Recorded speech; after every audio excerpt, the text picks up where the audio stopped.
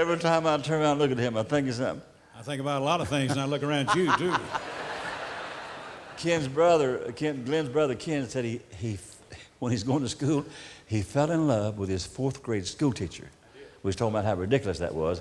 He was 11 years older than she was.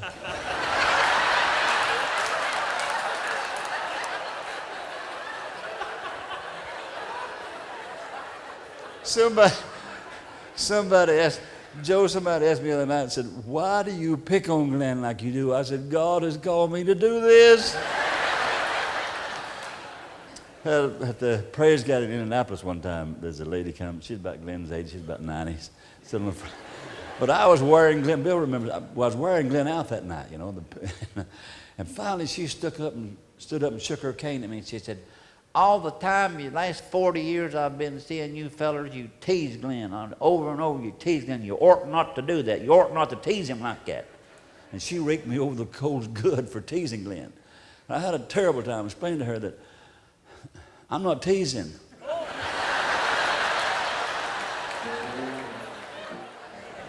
Hey, should I tell them about New York? No. I got to tell you this.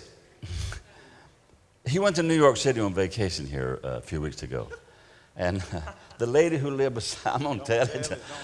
The lady who lived beside him heard he was going. She came over to the house. She said, "Glenn, my son went to New York City 8 years ago. I haven't heard a word from him." Mrs. Dunn is her name. And she said, "His name is John Dunn. When you get to New York, look him up and tell him to call his mama."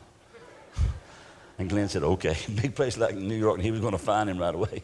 Glenn said, "Okay, I'll look him up." So he flew into New York, got in the cab, went downtown. Sure enough, when he got down, the big brick wall had a big sign said, "Dunn and Bradstreet." He thought, I found him right away, you know. How lucky. Walked in the building, the girl sat at the desk, he walked up to her and said, "Do you have a John in here?"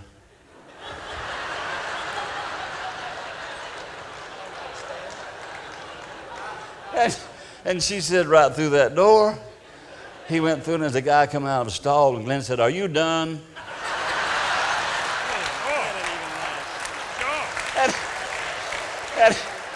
And he said yes, and Glenn said, "Call your mama. Call your mama." I love old people, they'll kill you.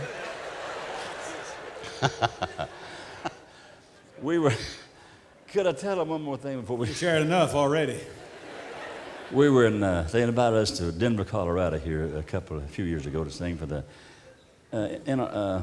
National Booksellers. Yeah, National Booksellers. And they had never had a group like that. They usually have contemporary groups, but that year they had us 2 days.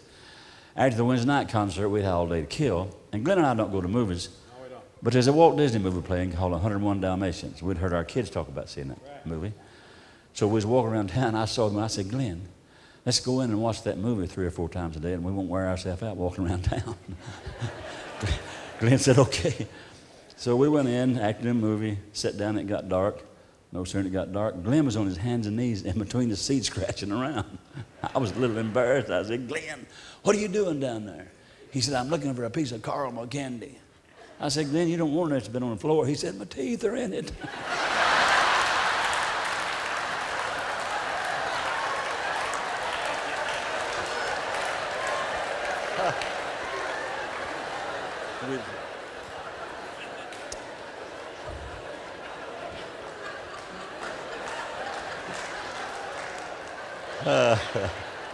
I do love old people.